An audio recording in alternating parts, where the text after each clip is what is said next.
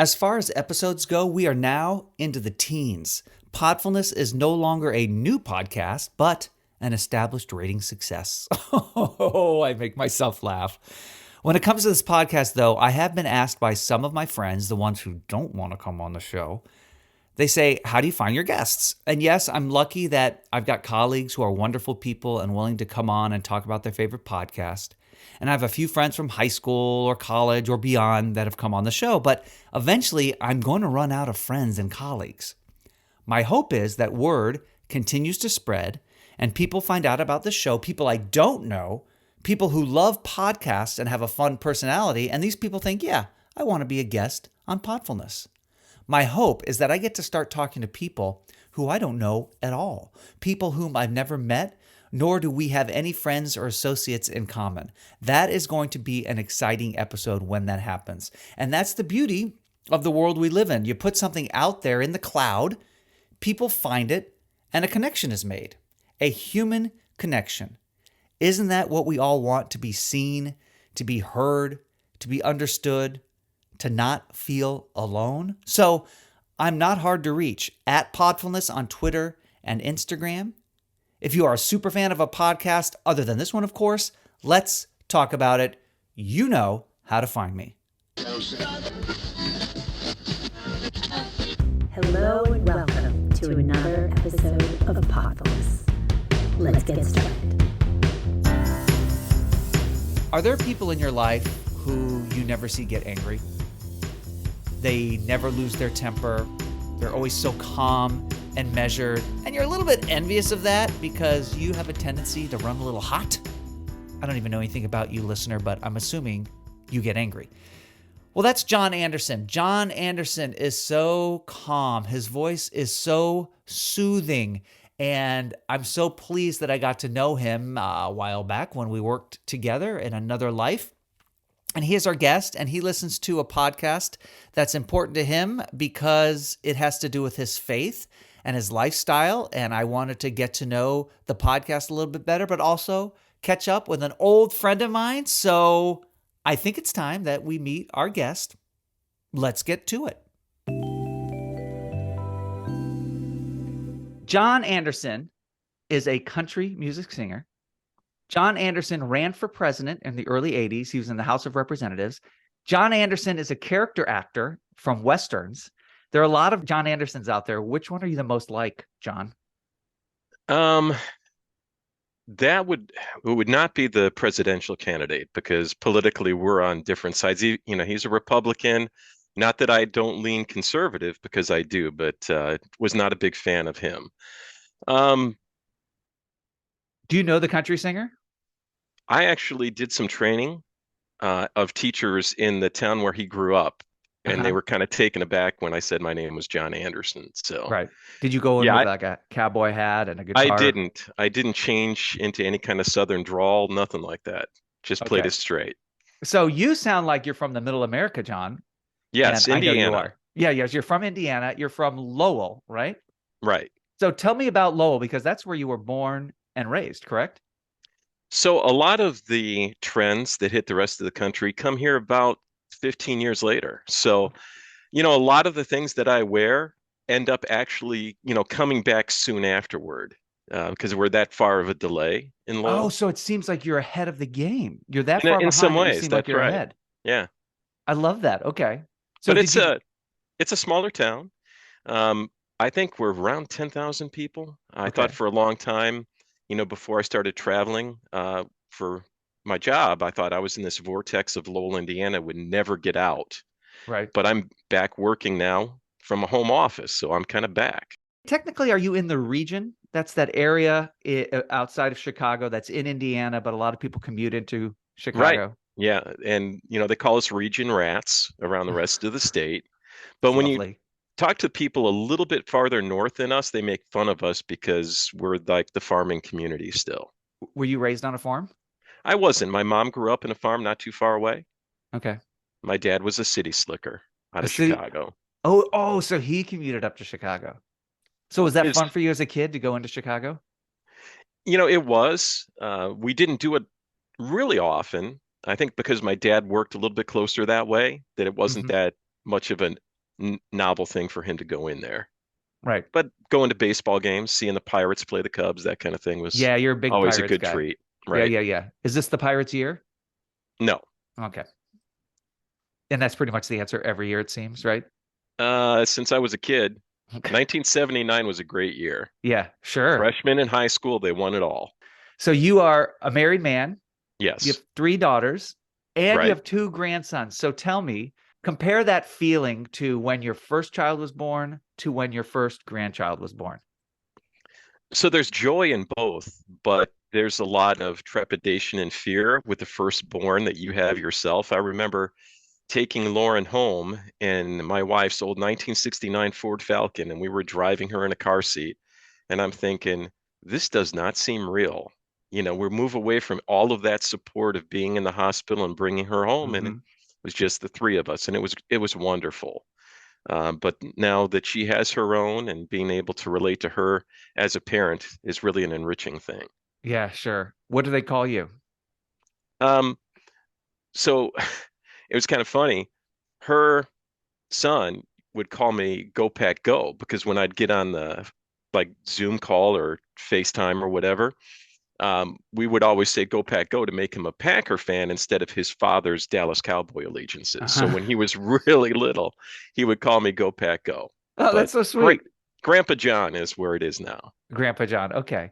And you work, right? You Yes. what is your position? And then explain that to the non-techies out there what it means, your title. So I'm the director of digital enablement. And what we're trying to do is enable sales, enable revenue within the company. And so what I do is I train our salespeople and people that are out in the field Hmm. to be able to showcase our digital products properly. Right. And do you enjoy that? I do.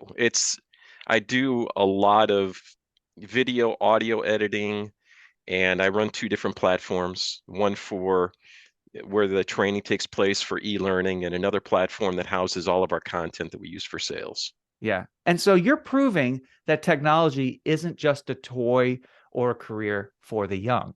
Now, I'm not saying you're not young. You're young-ish, John. But you and I are from a certain generation, and Yes. the knock is, what do we know about technology? And look at you. You're enabling people. You know digital and you're editing. Well, you're the one that, if you remember, you were training the first Mac that we got at the company for the consultant Oh team. my gosh, You that's were right. involved with that training. Yes, John and I worked together a long time ago. I'm a Mac guy. I always have been.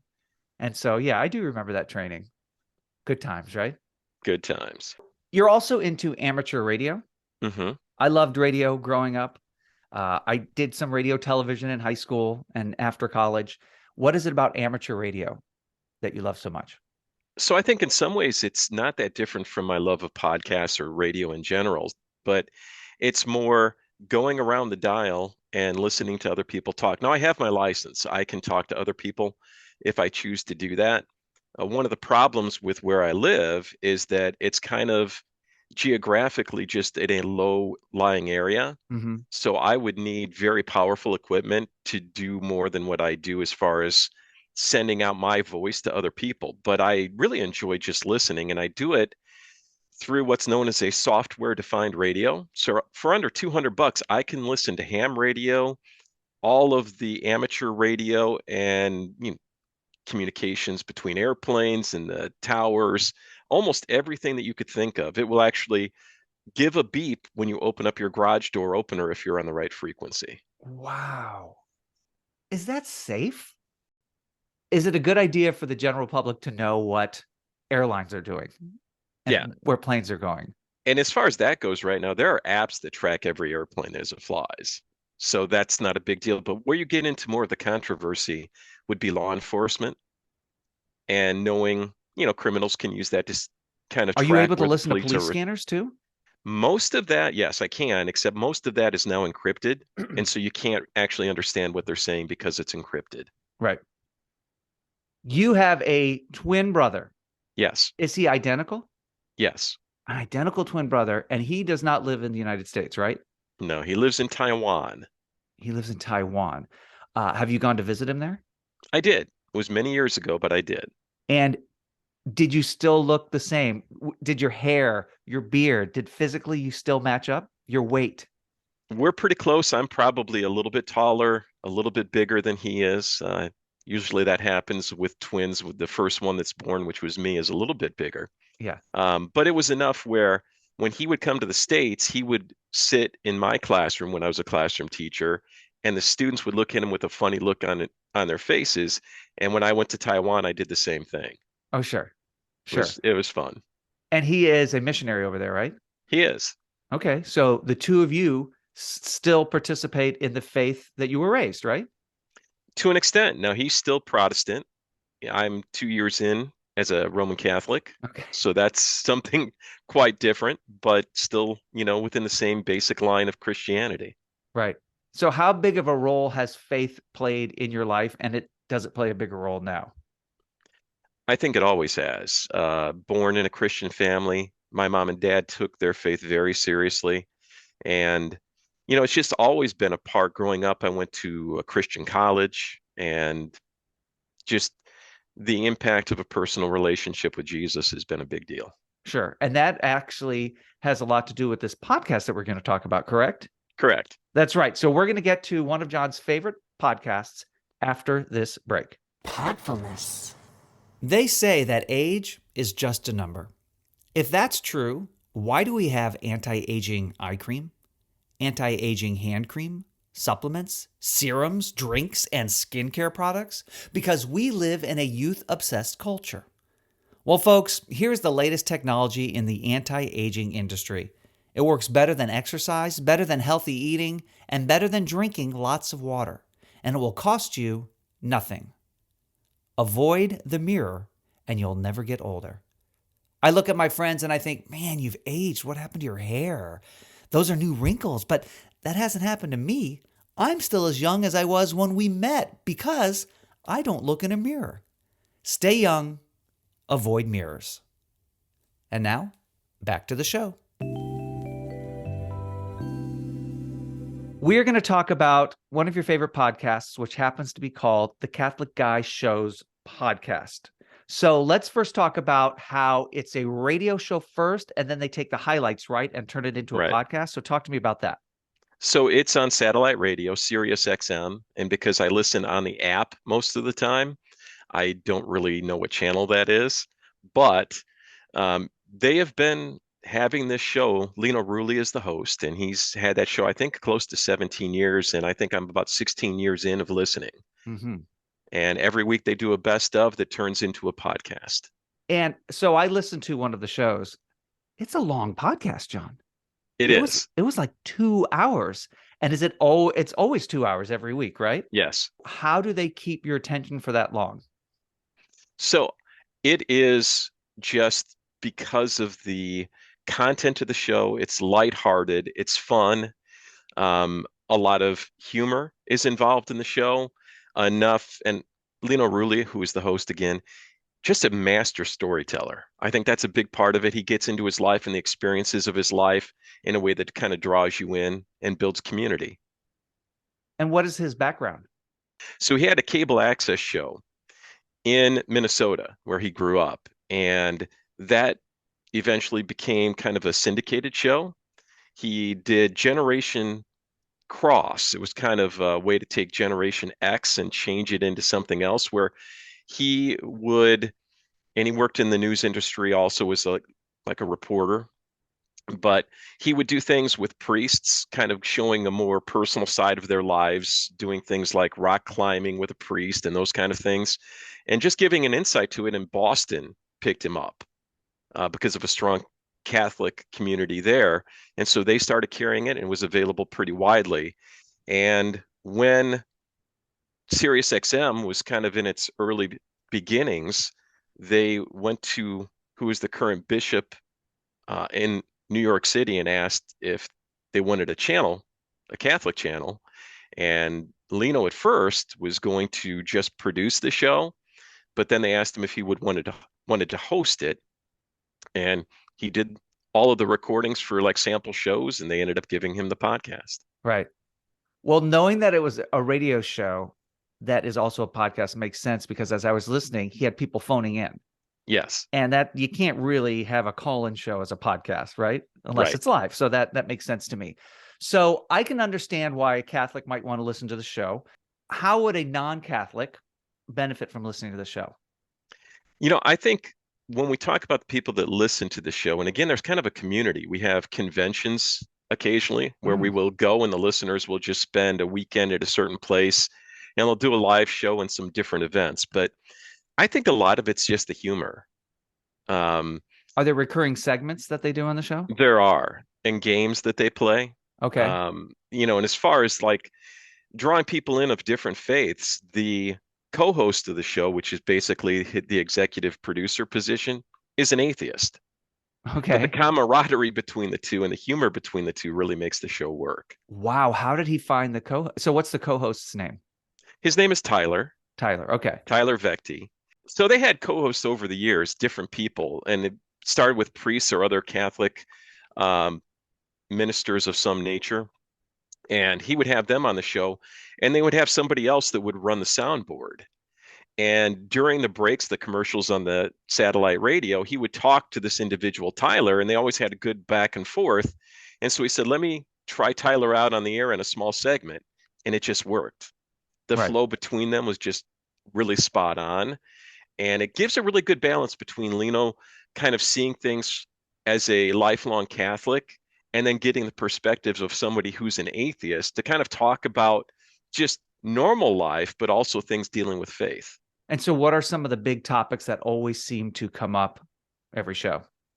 Well, one topic would be that Lino really is called the Gooch. Do you know what the Gooch is? I don't think I do.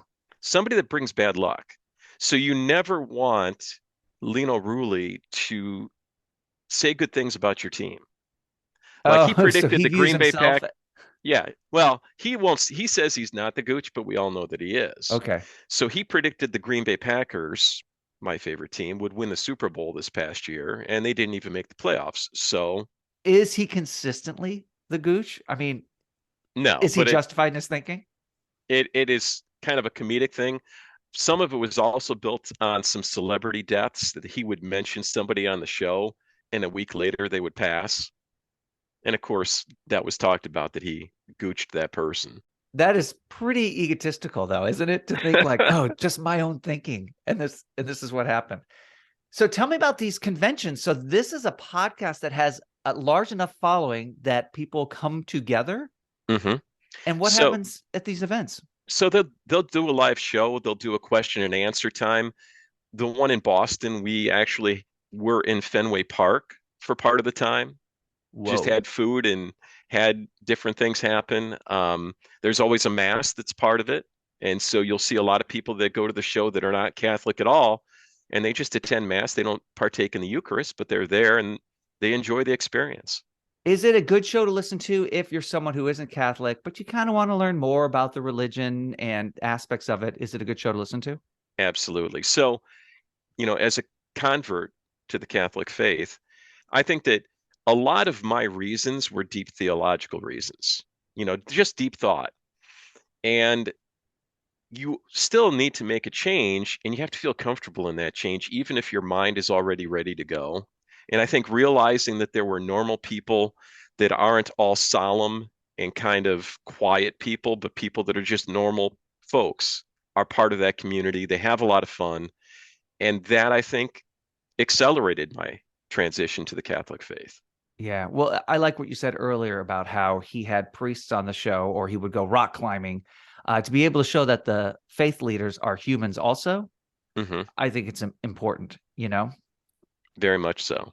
So what is the one tenet of Catholicism that you take the most seriously? That's the most important to you? I think that during communion, that the host and the chalice actually contain the body, the blood, the soul, and divinity of Jesus Christ, which is, pretty much just an Orthodox or Catholic belief. I'm going to need some lessons on that, as you probably know. What did you give up for Lent? So I am restricting my diet a lot during Lent. So pretty much no sweets. Now, here's a little known thing that on Sunday, whatever you give up for Lent, you can actually not give it up on Sunday because Sunday tied to the resurrection is supposed to be a day of rejoicing. It's a cheat And day. so it is. A cheat day. Not everybody knows that. Okay. And I might also cheat on my birthday, but Okay. God will forgive you. That's yeah, okay. he's good about that. Yeah. Well, John, what I want to do is I want to play a little game with you now. Okay. And thank All you, of right. course, for sharing your favorite podcast with us. Since you are an amateur radio enthusiast, and I grew up listening to pop music on the radio, so we both have that affinity towards what some say is a dying industry. I think most listeners of Podfulness probably have positive memories associated with radio. So what I want to do is I want to play a game called Turn It Up, That's My Jam. Podfulness. Now, All here's right. how it works, John. I'm going to bring up a moment in radio history, and then you have 30 seconds to share with the audience everything you know about that event.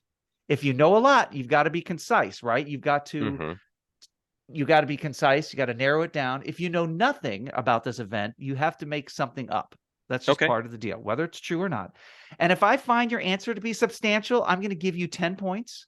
If it's insufficient, you lose 10 points. And the goal is to score at least 37 points, which isn't really good math, but it doesn't matter because you're not getting a prize anyway. Mark, I know Yes. this is going to surprise you, but the number 37 is the official number of the Catholic Eye Show.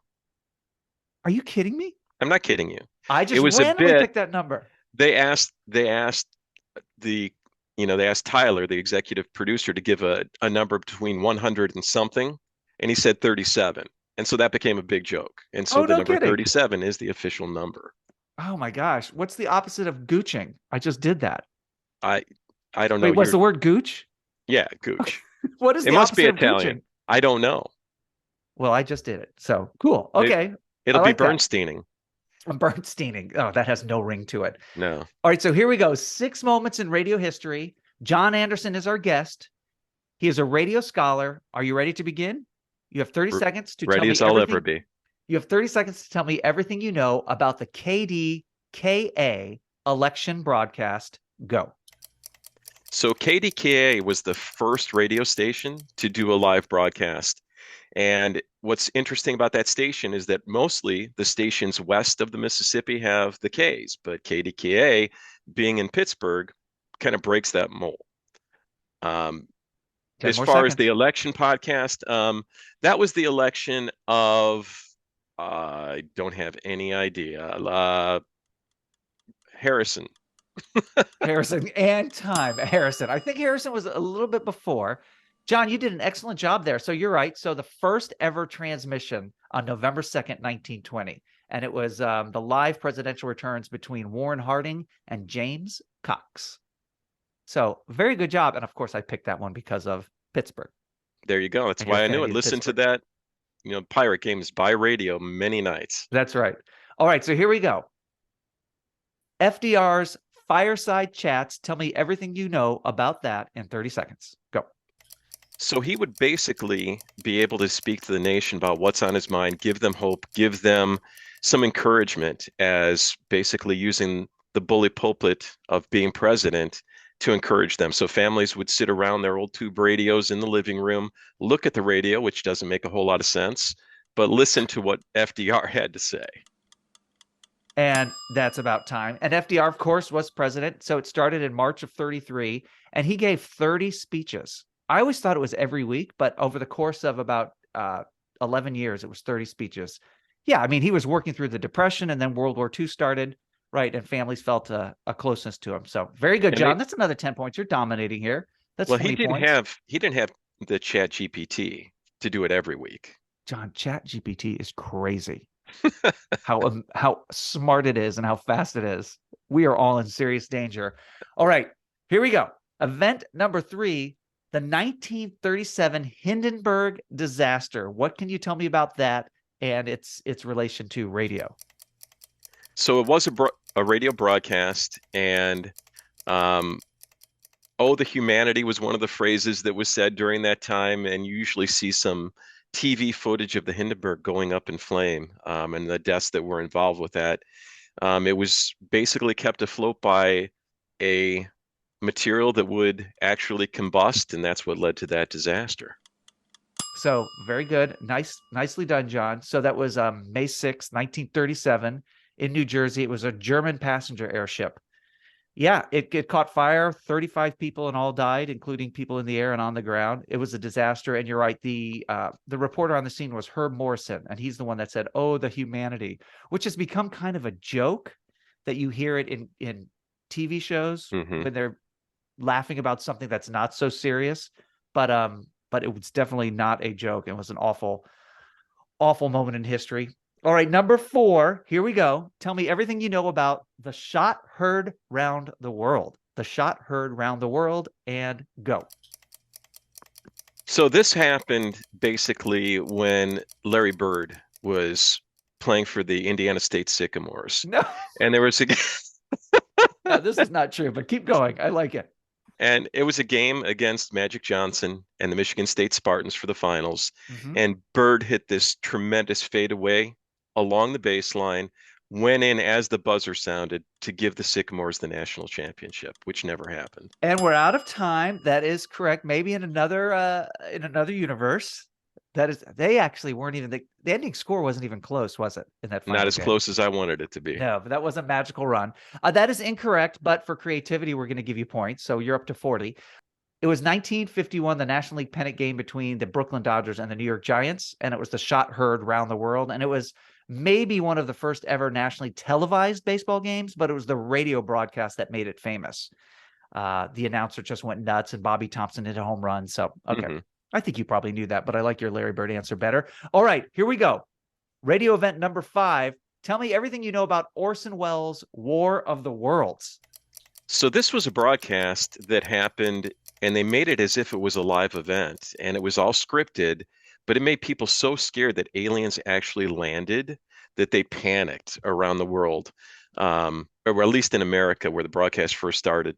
And it was very believable the way they pulled it off. And don't be surprised if something happens with like that with deep fakes in the near That's right. future.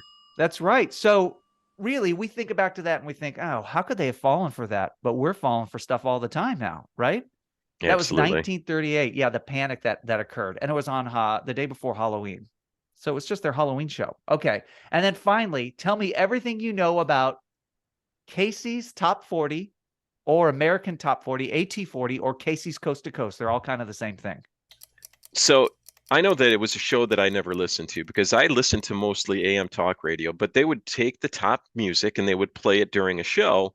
And Casey Kasem was not as nice as is he that true? appeared to be on the radio. Yeah, he was, when things didn't work out his way, if you can look for some clips of him getting very irate at the people involved with those broadcasts. I don't know why that brings me so much joy. So you're telling me that during one of his long distance dedications, he would just lose his mind and Yes, get angry at the producers? absolutely. Oh, so for those of you that don't know, Casey Kasem had a show from 1970 to 1988. It was the top 40. I loved it. And I actually listen to it now. And what's great about it now is I listen to it on iHeartRadio is Mhm. that there are no commercial breaks because those commercial breaks lasted forever. And so he would always leave you with some cliffhanger about a new artist or song. And yeah, so I love that. You were listening to AM radio even as a kid. Yes. Oh, you're a different breed, John, and I love it. Well, John Anderson, thanks for coming on Podfulness. This has been fun and educational, hopefully for the audience, learning something about radio and a podcast that maybe they've never heard of, but maybe they'll check out now. Thanks, Mark. Love the podcast. Keep it going. Well, that was a deep dive into radio history, and John did not let me down. Unflappable, right? I just threw an event out to him, and he was able to respond with relative accuracy. He kind of missed the boat a little bit on the Larry Bird question, but that's okay. He's a Hoosier. We will forgive him. So thank you for listening to another episode of Podfulness. Please follow, like, subscribe, whatever it is you're supposed to do on social media. We're on Instagram. We're on Twitter. We're also somewhere on Facebook. But just search for @Podfulness, PODFULNESS. And you can always go to podfulness.com to catch up on any episodes you may have missed. My name is Mark Bernstein. Thank you, as always, for listening, and I will catch you next time on Podfulness.